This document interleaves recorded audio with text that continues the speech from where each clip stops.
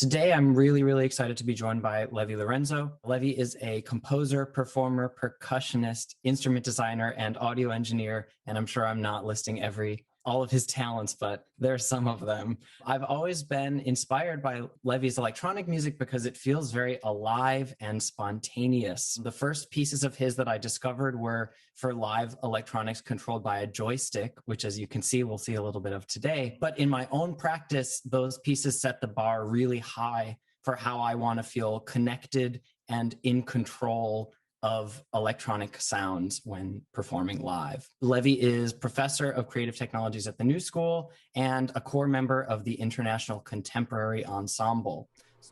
To get to my background, just some key pieces of my path here. I went to school for electrical and computer engineering. I went to Cornell University, focusing on what I call embedded systems. Or firmware systems, where it's really the interface between coding and physical circuitry. You're writing code and you're designing these circuits for things that you can touch and interact with, and there's a physical response towards the system and also that the system gives back to you. At that point, I'd never really thought to apply it to music making or sound creation. In parallel to that, I was a hobby percussionist. I was playing in the wind ensemble and percussion ensemble and orchestra at Cornell University, and playing in rock bands around town. And sort of, I kept those two things separate. Like, I actually wished I thought to combine those things earlier, but I mean, better late than never. It was at the time when I went to my graduate degree at SUNY Stony Brook, where I thought I was leaving behind engineering and just going to play Xenakis and Stockhausen and Cage and play good old acoustic percussion. But then in learning more about contemporary music and contemporary art, I observed that many artists and musicians were trying to learn circuit design and coding and working with these kinds of electronic systems to go beyond their acoustic practice. And so that immediately fascinated me. I wasn't really aware of that kind of movement, so I said, I'm going to learn as many pieces for percussion and electronics as possible. I'm also going to learn many of these very accessible technologies like Max MSP and building and coding within the Arduino platform. I mean, I was in a percussion degree, but I was trying to figure out how to play electronics with the same kind of approach that I played percussion. Some big concepts I really want to get to playing. It's kind of the best way to demonstrate these ideas, but three things. One is I think constantly, I'm obsessed with the idea of what is live performance of electronic music? What does it mean to take electronic music, go on stage, and perform it live? I always think of it as a parallel to acoustic performance practice. So what does it mean for a violinist to go on stage and play live? I mean, that's kind of redundant. Like, there's kind of no way to not play acoustic music live if you have an acoustic instrument on stage. But because of the nature of electronics and programmability and the fact that a computer has very good memory and can follow instructions and will do it the same way every time, there are some consequences and also features with how the human body can interact with these kinds of systems. And I think a lot about that. So what does it mean to play electronic music live? That leads me to the idea of the instrument. What is the relationship of the instrument to the performer, to the composer? I mean, coming from a classical music background, I mean, that's one of the only types of music where there's really division between the composer and the performer. There's this piece of paper with ink, and they say, okay, go, please play this. And then there's the instrument involved. So I really ponder what is an instrument. We'll get to that later. And with those kinds of ideas, I apply certain decisions about musical design and technical design to these instruments that I'm building. And this is ongoing research, but I've been thinking about this for about 10 years and have built several instruments as experiments and just sort of points of trying out different ideas along the way. And the third thing is I'm really interested in propagating this knowledge forward, really speaking to a lot of artists thinking to themselves, hey, I would like to learn to code and to build electronics. It's such a vast world out there for controlling electronics, for making sound with electronics. I mean, when someone says electronic music, I really see it as it's a vast world. In a way, when someone says electronic music, it's a bigger space than acoustic music, because you already have all of the acoustic sounds that you could record and then pass through as amplified sound. Then there's all the manipulations to all of those possible acoustic sounds, and then there's all of the synthesized sounds that are only made within the machine, and then all the multitude kinds of operations that you can apply to that wide space of sounds. So how do we spread this knowledge? How do we make this a common practice within what I think should be within music education? There should be some contact to electronic music making, whether or not you decide that's what you want to do. But at least I think it should be part of Music Theory 101, 102, even just talking about the frequency spectrum and the scientific approach to what is sound, because in order to make electronic sound, you really have to understand the acoustic nature of sound. So those are the ideas that I'm going to orbit and bring back into discussion as we go. So live performance, the instrument, and how do we spread this knowledge?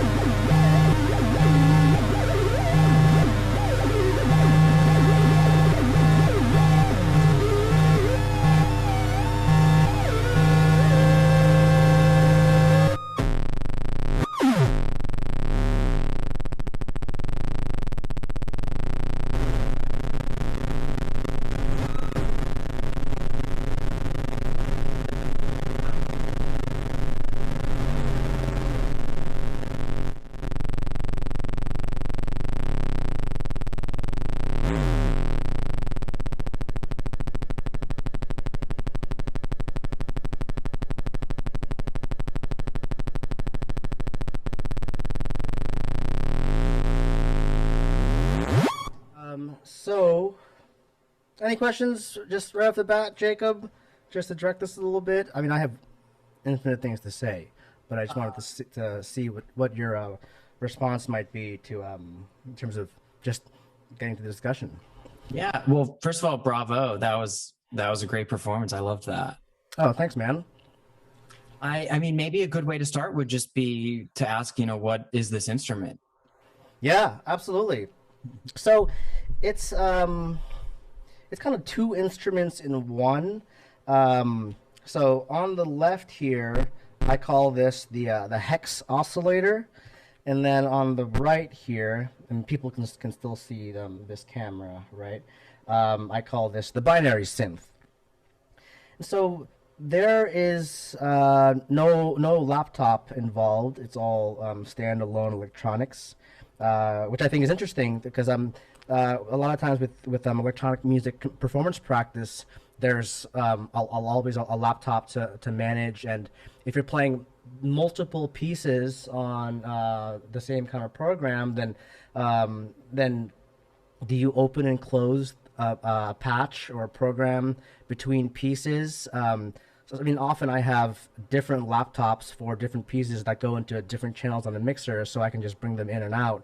Because, I mean, we know that opening and closing an Ableton patch or Max patch mid-show is quite risky.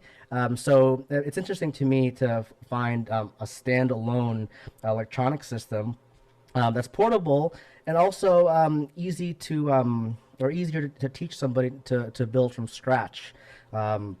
So why don't I just talk about how each instrument works? So on the left here, this Hex Oscillator, really it comes from what's called an inverter oscillator. So an inverter in electronics is something that if you give it a high signal, it gives you the inverse, gives you a low signal. And then if you give it a low signal, it gives you the high signal. So there's a way to sort of play with the feedback. So you send the output back to itself, and you change the timing of how quickly that comes back to the inside, and to make the inverter realize that, oh, I should flip. So this is very much from the Nick Collins. I have it right here on my shelf. The Nick Collins handmade electronic music. It's a really amazing text for people that want to get into hardware hacking and building electronic sound from scratch. So really, this button control opens and closes that inverter's output to the audio, to the speaker. And then this knob here, this potentiometer, which is a variable resistor, just changes the speed at which the feedback of the inverter happens. So I'm just going to hold this down, and then I'm going to turn the knob as I'm holding it down.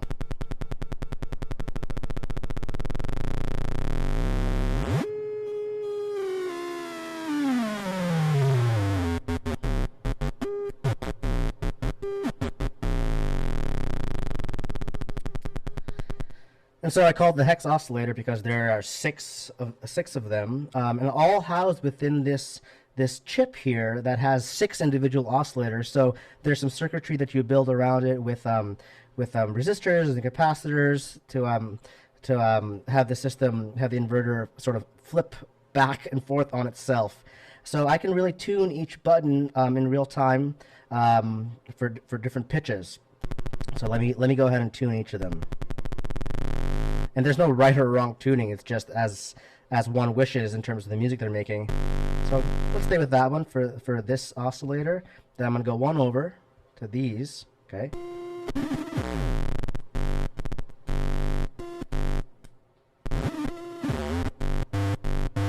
Okay, cool. So I have 2 pitches now. I'm going to tune the third one.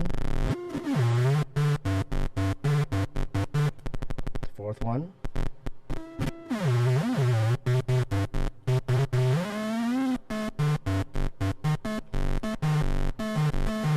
So much music can come from just 4 pitches, right? It's like Zanaka's Rabones drum solo. You have 7 drums, but anyway, I was about to go into this whole percussion sort of tangent.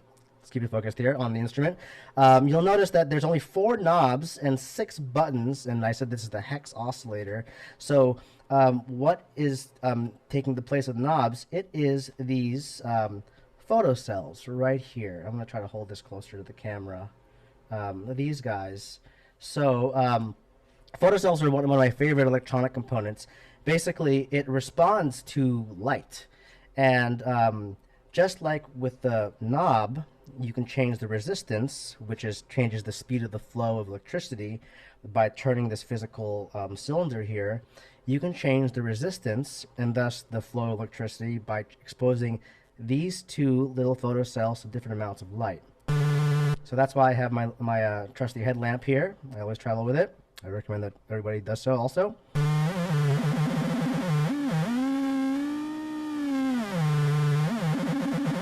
So I have 2 of them that are kind of facing slightly different directions, so they get different amounts of light. So when I press, first I'll show the other one works too, and then the other one. So when I hold them together, they create an interval, and they move in parallel with the same light.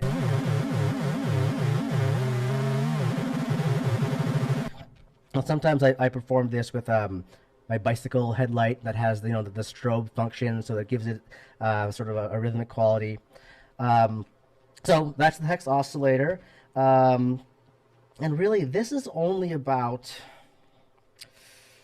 let's go, I'm going to estimate it $20 worth of components. And it runs off of a 9-volt battery. And I take the output here, and I bring it to just this sort of raw 1/4-inch plug, and it goes into my mixer just like any other audio component. So no computer, 9-volt battery. I have to sort of often check to see what the voltage is if I run the battery down. And so I also have some lights that sort of give some visible feedback for what's happening here. Hopefully that's visible in the camera here. That was a question I was going to ask, is what lights are telling us. Great. So these two lights are just showing that the thing is on. Because I mean, with any commercial electronics, that when you plug it in and you hit the on button, there's usually some sort of feedback to say, okay, I'm on. You're using battery power. And also, I thought this would be interesting to sort of put under my fingers to sort of backlight the sort of performance element. And while the lights could be going off on their own and having different kinds of timings with other kinds of circuitry, really I just wanted to show some visual feedback that I am interacting with the system. So each of these 6 white LEDs only turn on when I press the respective sound.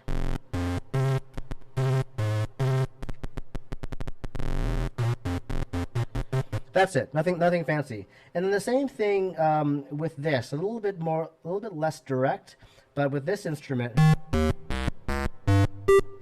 So I just really wanted to give really this is in alignment with my idea of live electronic music making, so that there's really something to be seen when a gesture occurs, and when no gesture is occurring, then the flashy lights stop. So then to explain kind of what's happening on this instrument, the Binary Synth, it uses this Arduino here, which is a standalone mini computer, a microcontroller, as they say. So in this standalone circuit board, it's able to have to hold some software, some coding that I've written to interpret and make decisions based on what buttons I'm pressing. Again, it's just a standalone instrument, no laptop. So I'll just show you how it works. So I call it the binary synth because the controls really follow the concept of binary numbers, which is just using zeros and ones to create a counting system. Our normal mostly used counting system is the decimal counting system, which has 10 placeholders, 0 through 9. So there's a whole history in why that's 10. I mean, it's based on because we have 10 fingers. I wonder what would happen if we had 8 fingers. So many things would change. Even when you turn 30 years old, it would be a different thing. I mean, turning 30 or 40 is just an arbitrary number that happens to make the next placeholder turn up by 1 because we happen to use a decimal system. Anyway, so binary system, it's just zeros and ones, and with 6 digits, you can create, I haven't done basically 2 to the 6th power number of combination. So I've programmed the chromatic scale here. And this is a relatively new instrument, so I'm not here playing Happy Birthday or Bach or Messiaen on this. I'm still learning this instrument. And part of, sort of come back to the idea of the instrument and practice, I want to build something that takes a while to learn, actually. I know that's kind of a strange concept, to build something that you're not going to be immediately good at, or music making immediately happens. But thinking back to my experience as a percussionist, sitting in a small room with a metronome, I was actually going to use this metronome to show how I practice this thing. You are honing your connection when you're practicing with a metronome, playing woodblock or clarinet or oboe.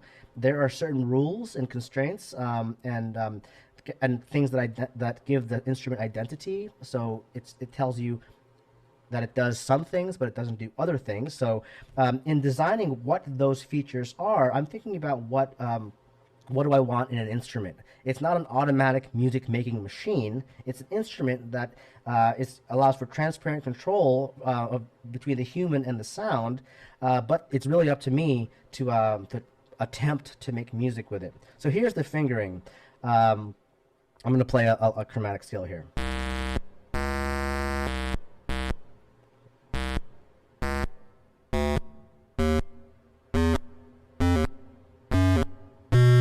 Oops.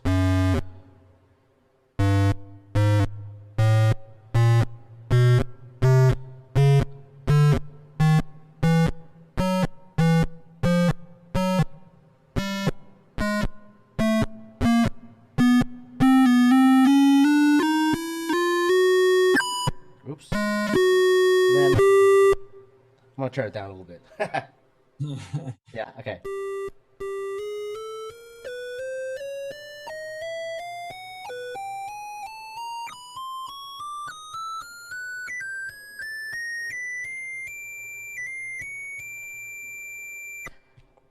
That's a lot of notes for 6 buttons. Yeah. And so I thought, I mean, wind players learn all these combinations, and that's part of the mechanism of clarinet or taragato or bassoon. And so I told myself, well, if this is the system, I should be able to play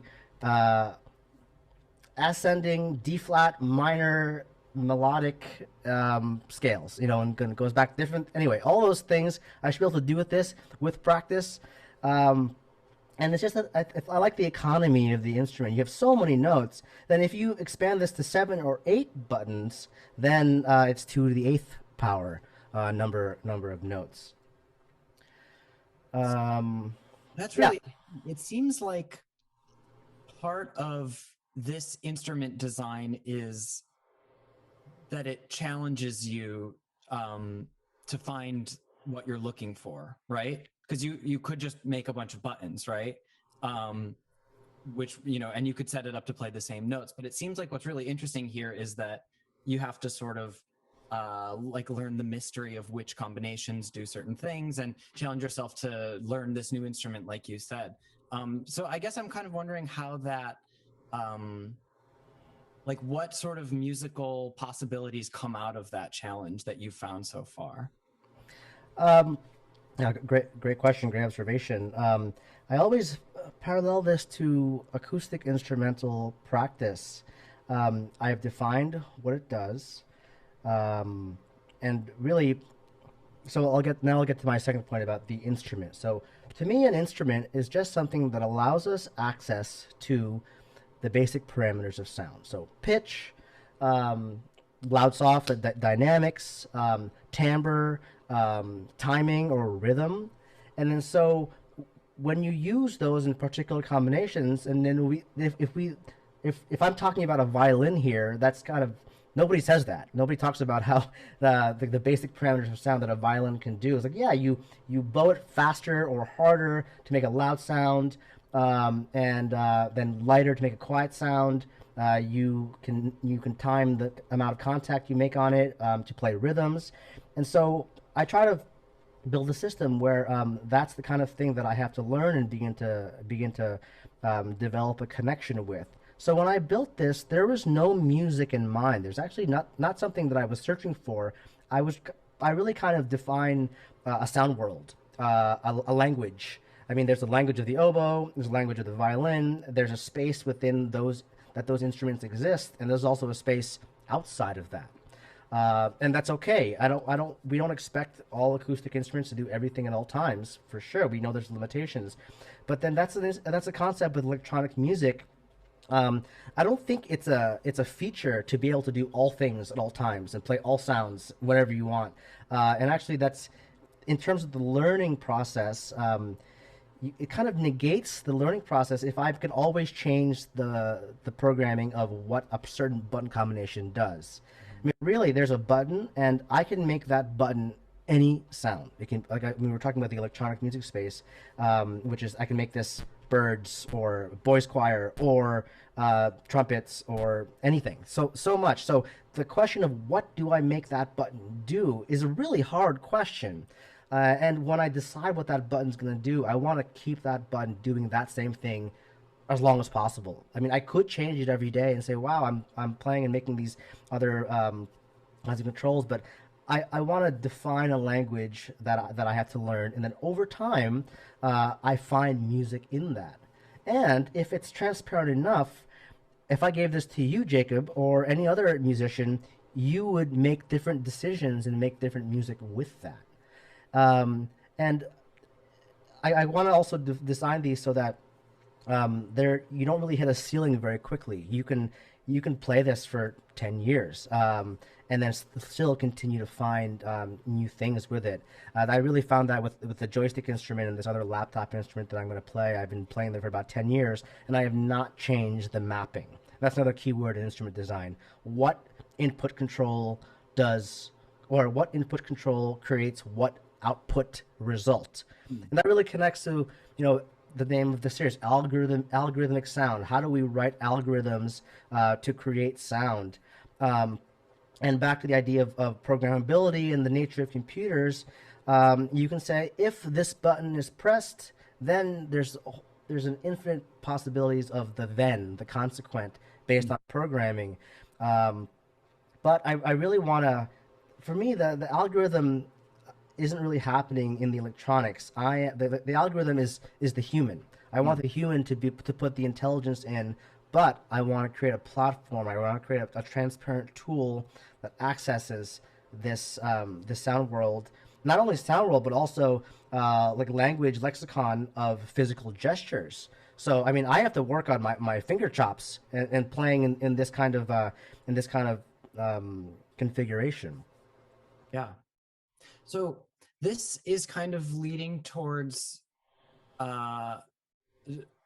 it connects to a lot of the other masterclasses in this series, where when we're talking to people who incorporate instrument design and composing with coding, there becomes this blurred line between, is it an instrument or is it a piece, when we're talking about the software itself or the physical device or whatever it is.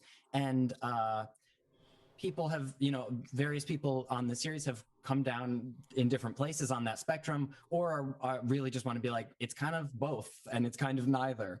And it sounds like you're pretty solidly in the realm of this is an instrument, almost in a traditional sense. I mean, do you agree with that, in that, like, it does a thing, it stays stable in doing that thing, you have to learn how to do it, people do different things with it, you can perform different pieces with it. So I guess I'm kind of wondering, like, did I get that right? And also, other pieces of yours, do you always want to make something that's solidly an instrument, or are you ever sort of in this fuzzier territory where it's like sort of also a piece? Well, it depends on the situation. Sometimes people will ask me to build something that's very specific for an application, either a piece that somebody else is writing, or an installation that somebody wants to build and realize the electronics behind it.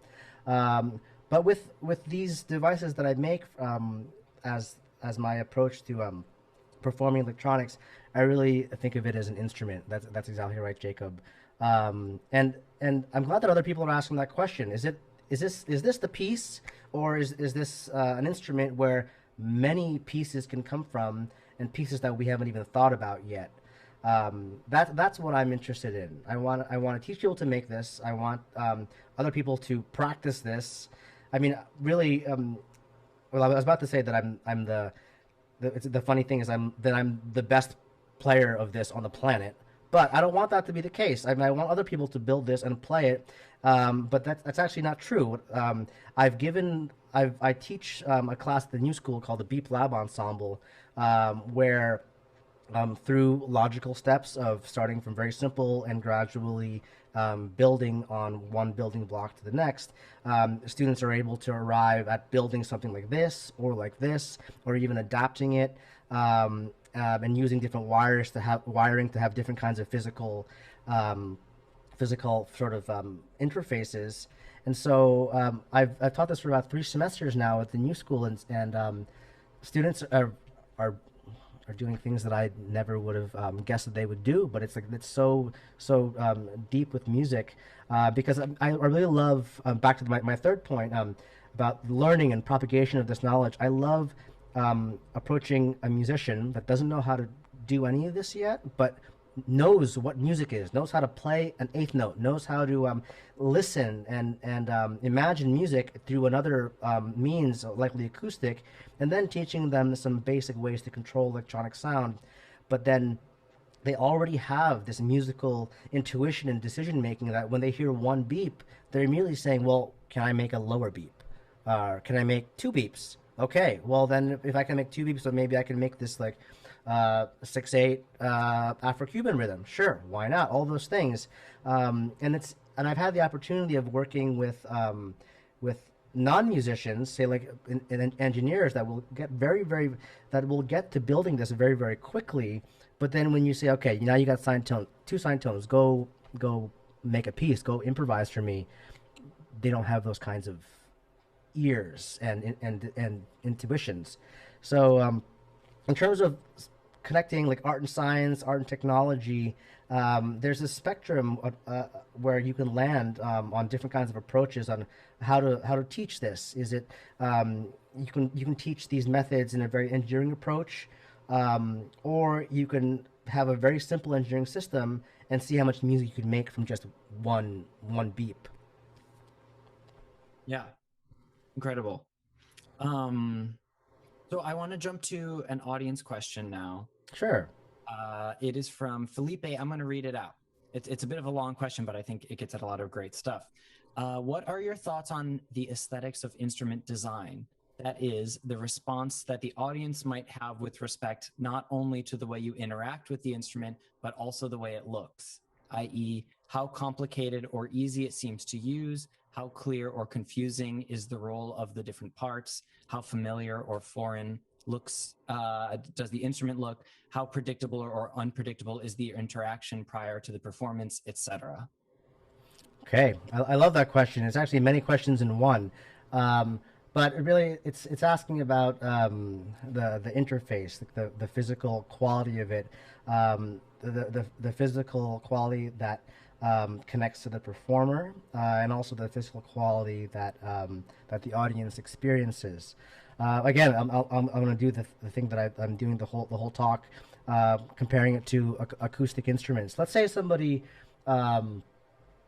imagine somebody playing an amazing bebop saxophone solo. There's the physical aesthetic of what the saxophone looks like, and you can see that somebody is blowing into this tube, and when they exhale, the sound happens. When they exhale, they seem to exhale with more force. The sound is louder, and vice versa. So in a way, you're trying to figure out the controls, especially if it's something you've never seen before.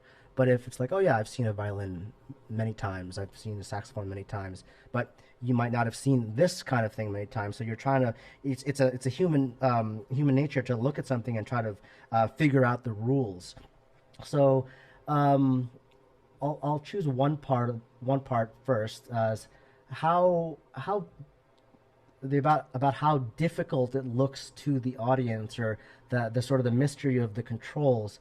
So when you're seeing a saxophone player play, you're not really paying attention to the fingerings. I mean, it's really difficult to, but it's almost impossible to try to decode the different fingerings someone is doing on a saxophone, because the movement is so small.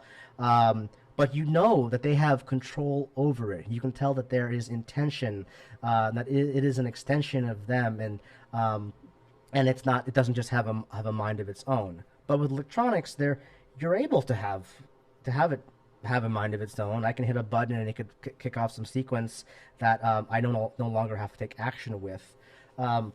So in terms of just the amount of control, I think it's important that it is apparent to the audience that the player is connected with it.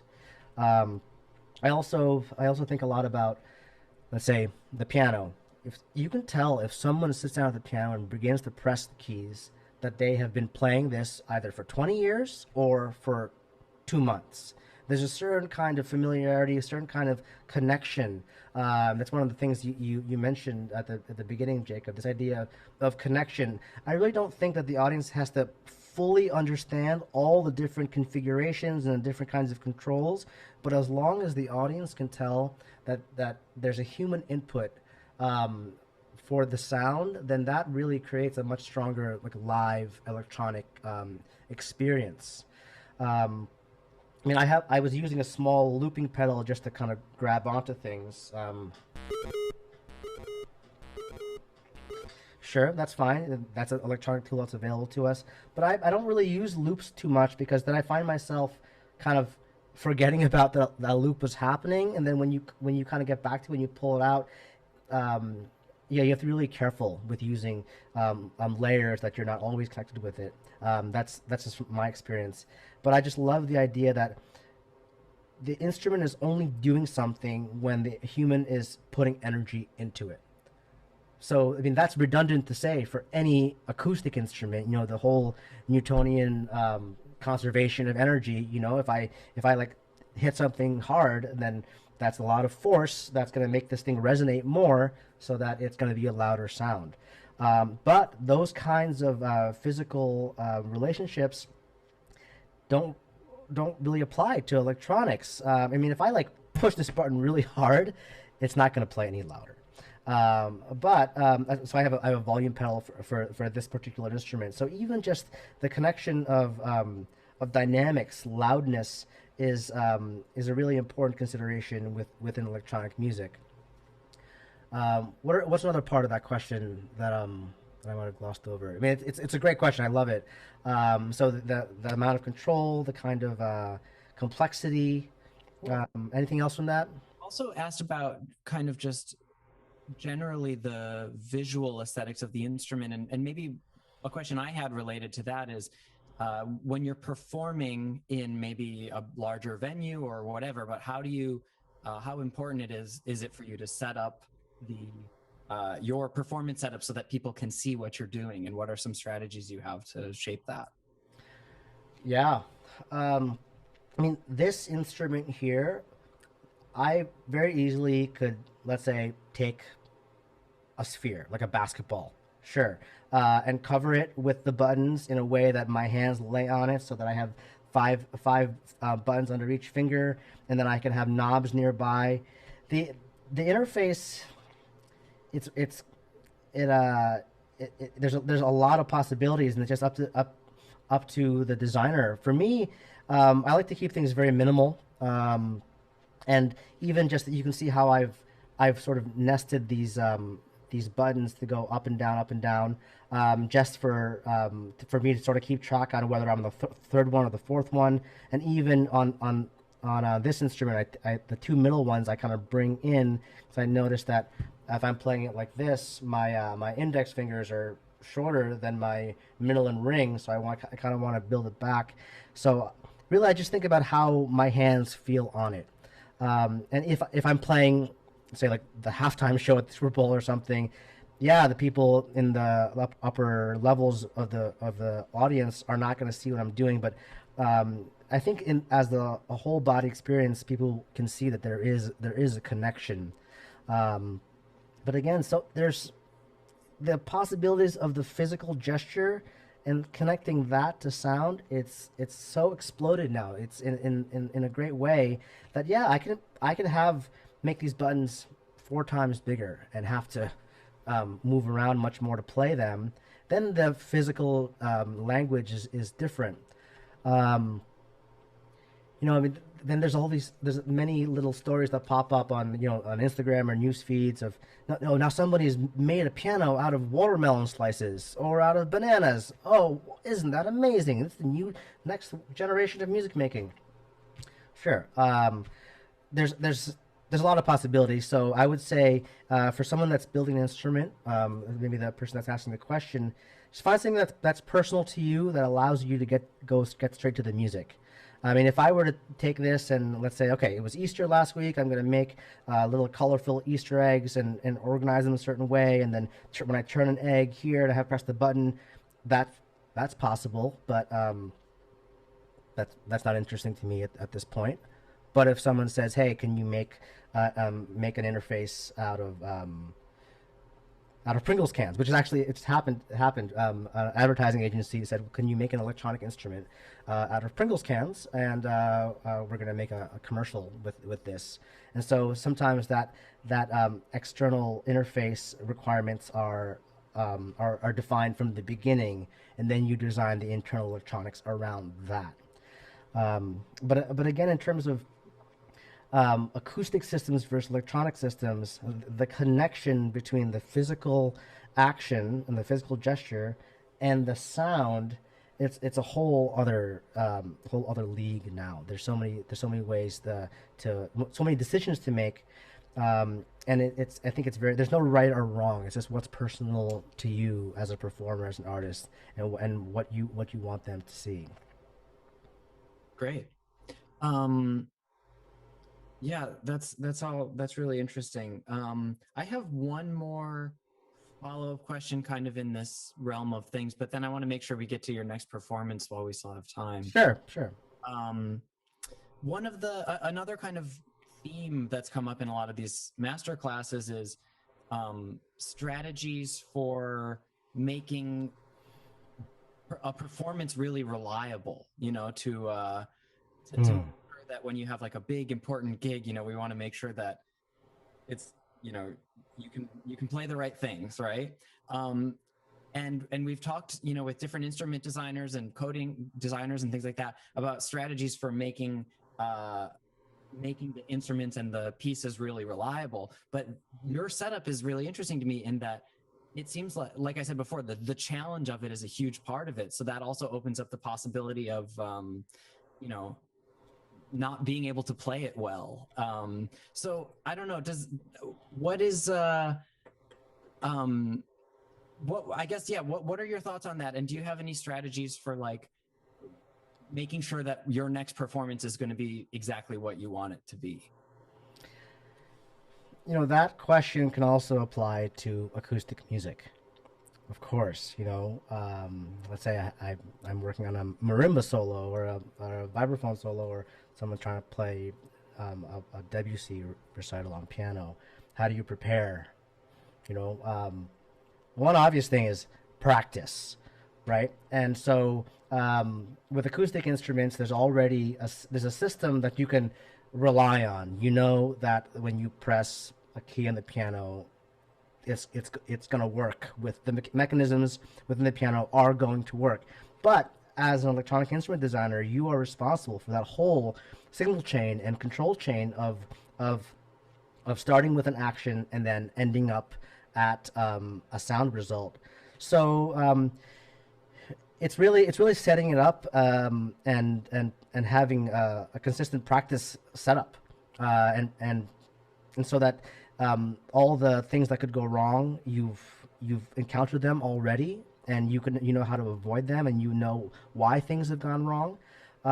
So, I mean, that just practice setting it up and seeing and really having this sort of engineering approach, is saying, okay, what could go wrong here? You think about all the different chains. I mean, from here into this funny like wire adapter situation, into my mixer, out of the mixer, routed with a touch of reverb to this volume pedal, monitoring so I can hear. Then it goes into another interface out to the world in Zoom.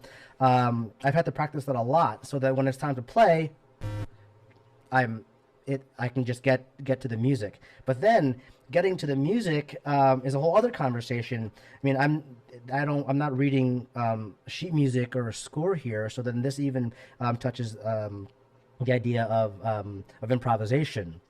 But before I talk about improvisation, something else about an instrument is if I'm saying that the instrument is not the music yet, it's not the piece yet.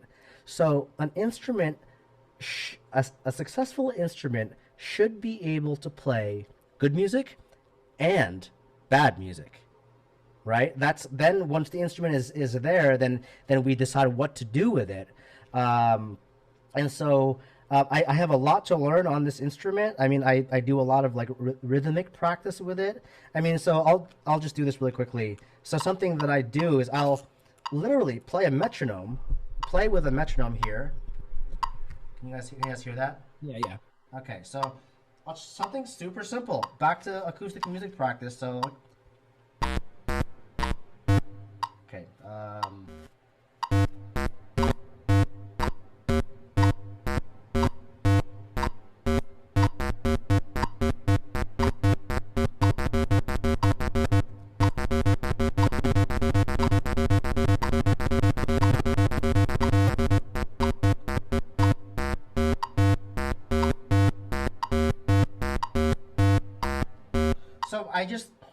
But I do that when I play cowbell and bongos and tom tom anyway. So I just sharpen this connection between my the sounds I hear in my head and the gestures where I want it to go, and what I want it to do.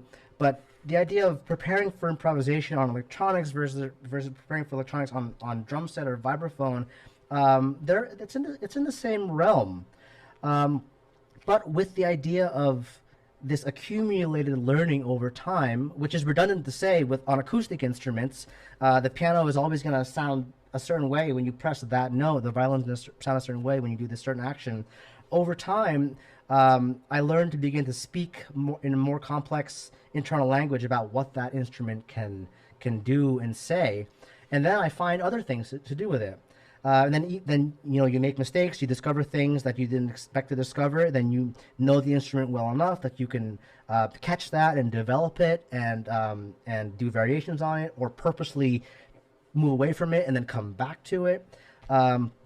It's just practice. I wish there was a more profound answer, but just gotta practice. That's a perfect answer. I guess I'm really understanding the connection between your percussion background and your work with this kind of stuff. That was awesome. I gotta whip out the metronome app more often when I'm playing with these things. Oh man, metronome. Yeah, I play it all the time. Yeah. Well, let's play a little bit on this other set. Perfect. Okay, give me one moment to set up here.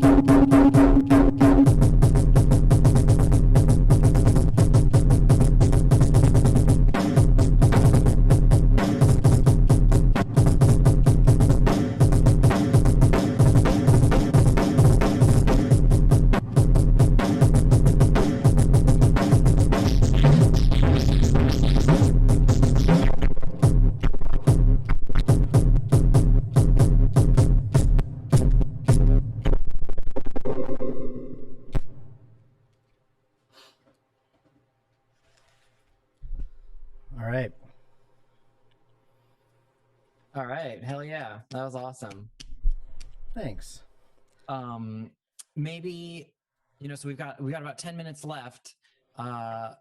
Maybe we can just kind of go nuts and bolts. What's going on here? Sure. So this system is all Max MSP. So at the sort of shift platforms here, and I'm gonna do the screen share thing from the LL Play user, so that you'll see the screen on this side. So let me just, I'll share my whole desktop. Sure, no problem. All right. So let me talk about this first. So the laptop instrument, you can probably see from the side camera here, I call it the FM Koala, the frequency modulating Koala. When I made this interface in terms of a max presentation mode, I just wanted a way to see that sound was happening with the oscilloscopes, and I wanted to see the state of the mouse position with the left, right of the red bar moving back and forth, and then this little black bar moving up and down. And then it was just late one Friday night in grad school, and I was like, that looks like a koala. Okay, done. The frequency modulating koala. And frequency modulation is one of the main operation that's happening here. So really what I'm doing is, like from the biggest picture, I wanted to see what I could do with the laptop itself as a performance interface. So I realized, okay, I have keys and I have the mouse pad or the trackpad. So what I did was I made a tuning system that each key, I have 4 rows of 10 keys. Each keys would be a specific pitch. And if I hit E or R, it would always be that pitch. So in alignment with my instrument design, one-to-one mapping of learning where that sound lives. But I'll play the scale that I have.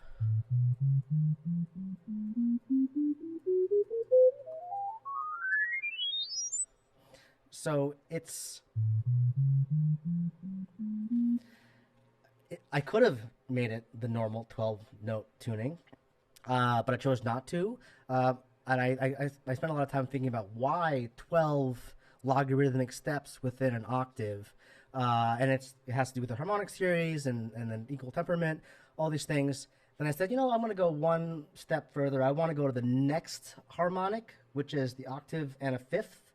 And because of the physicality of having 10 times 4 groupings, I decided to divide the octave and a half into 10 logarithmic steps, which is what you're hearing here. Okay, so kind of, I think it's a little bit bigger than a whole step, but that's the language of the instrument. So that's when I have the mouse all the way up to the left. But as I go down, I apply more modulation.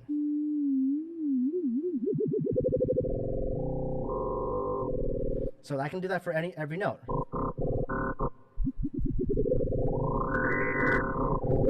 They can be different degrees. And then left and right, it's delay. And so over here, it's a little bit of delay. And all the way to the right, it's a lot of delay. And I had this awesome programmer, Dave Sanchez, who gets really deep into the sort of even the numerical number crunching of all processes in Max, much deeper than I could ever do. And he helped me find a kind of help a way to smooth out some artifacts of changing the delay in time, so it sort of interpolates it, so we get that little effect. So then, even a bigger picture, I wanted to make something that I could easily distribute. So anybody in the call here, I can send you the patch. I want to send you the patch, and you have this interface here, and there's instructions that I've put in so that somebody that doesn't know how to use Max MSP is able to begin to learn and play and know the identity and the qualities of the instrument, and then have other people decide what to do with it. And I want to see other people improvise with this, write pieces for it. What would the notation look like? Because then when we think about an instrument as sort of a bridge between composer and performer, we don't have to think about it that way, but that's one model. Then we think about how does the composer communicate to the performer what they want them to do. So I mean, composers out there, if you want to write a piece for this for another performer, great. Or if you want to be the composer, performer in one, or improviser, that's possible too. So I want to send this out to folks. Then the other instrument is this sort of joystick instrument. These are both about 10 years old. So I've been playing them for a long time, and I have not changed the mapping at all. As tempting as it might be, I didn't want to. I wanted to know that if I did this, it would always be a kick drum. Sorry to interrupt. On the screen share, we're still seeing the koala. Oh, really? Mm-hmm. Okay, 1 second. I'm going to unshare quick, and then I'm going to share. How's that? There we go. Perfect. Yeah. Okay, so this is my interface. And so you can buy this Logitech Attack 3 joystick. I mean, they're less common now. I think joystick sales are down, but they're commercially available game controllers. There's another level of it, and so under the hood, I'm just taking joystick input here, and then I take. You can see it right here. There's a thumb bottom, thumb left, thumb top, and I have those ascends, and then those go into calling up a buffer. And playing. Okay, I've loaded this bass drum sound. I have the snare drum sound, and so if I receive a thumb left here, and a trigger that it does something else, and goes into here. So I'm really just connecting the controls of the joystick to different kinds of sound operations. So there's only 8 sounds. So kick, snare, tom-tom, cowbell. That's in the positive Y direction of this joystick, and the joystick. If I go forward, it gets louder. Sorry. And if I go left and right, it just slows the play back down to the buffer, so it just sounds like I'm playing a different pitch. So I mean, a cowbell like this sounds just like a cowbell when it's normal speed, but it's really fun when you slow it down.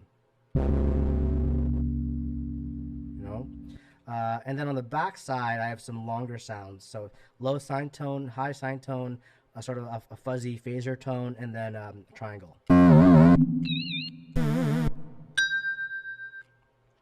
And so what are the parameters of this instrument? I can control 8 sounds. I can control their pitch. I can control their dynamic, and I can control rhythm. And back to the metronome practice, if I want to play boom boom chak boom boom boom chak, or taka ta taka ta dun taka ta taka ta taka ta taka taka ta dun, I should be able to do that on my joystick. And again, I want to give these to the world and see what other people play, and what are other decisions people make. Wow, that's incredible. One of the things that I'm finding really inspiring here ties back to your binary synth, where you have this limited number of physical controls, but you're using combinations to multiply how many options you have. So I love that, which sound you're triggering depends on the position of the joystick and also which button you're playing, rather than just having a ton of buttons. Yeah. Yeah. A symptom of electronics design is, we can just keep adding more and more stuff. Let's buy another pedal. Let's add another input. Let's use a bigger mixer. But I love constraints. Mm-hmm. I love saying, okay, just choose from this, and if you build your universe of constraints well enough, then there's a lot to find in there. So that's one of the things I think about when designing an instrument. Instead of just adding a new feature, I want to learn the features it has already. People play woodblock solos, just one woodblock. That's a limited system, but there's a lot of music in just one woodblock. So I love constraints. That's a big part of my process. Amazing. That's really inspiring. So we should wrap it up. I just want to mention, to keep an eye on the Algorithmic Sound link tree for future events. Keep an eye on the Art Science Connect website for future events. If anybody wants to get in touch with me, my contact info and and social media stuff is all on my website. Happy to talk to anyone about anything related to this series or this kind of music in general. And now, Levy, what kind of stuff do you have coming up? Yeah, great, thanks. So there's a cool festival based in The Hague, Netherlands, called the Rewire Festival. I think the link might be coming up in the chat. They asked me to record a solo piece, so look out for that. And there's a really great lineup of just cool artists from all over the world. I forgot to mention that I came from the CUNY SUNY family. I used to teach at City Tech and at Hunter, and that's how I met Jacob. But next week I'm recording just bass drum and viola duo by Suzanne Farron for the Mata Festival. So check out the Rewire Festival on the iceorg.org website. And recently I had some really fun gigs with this performance artist named Autumn Night. There should be a link coming up. And I did live processing, and we improvised for 2 hours. It was really heavy, and check that out. There's a musician named Maz Swift who I played duo with yesterday at a storefront concert series by the Kaufman Center. So we were just in a window on 62nd and Broadway, and folks walked by and saw this weird music happening from 11 to 2 in the middle of the day in Manhattan. And finally, I have a collaborator named Peter Evans, wonderful trumpet player. That's an understatement of wonderful trumpet player. He's a genius and plays trumpet like you've never heard. And so there's a quartet record that we just put out, and we have a duo record out there, both on Bandcamp. Awesome. Thanks so much, Levy. And thanks to everyone else, the audience, and Helen and Amir. This was a great one. I'm definitely super inspired. Can't wait to do some more work. So thanks a lot, Levy. I can't talk to you soon. Yeah, thanks so much, everybody. Thank you. Such a pleasure. Bye.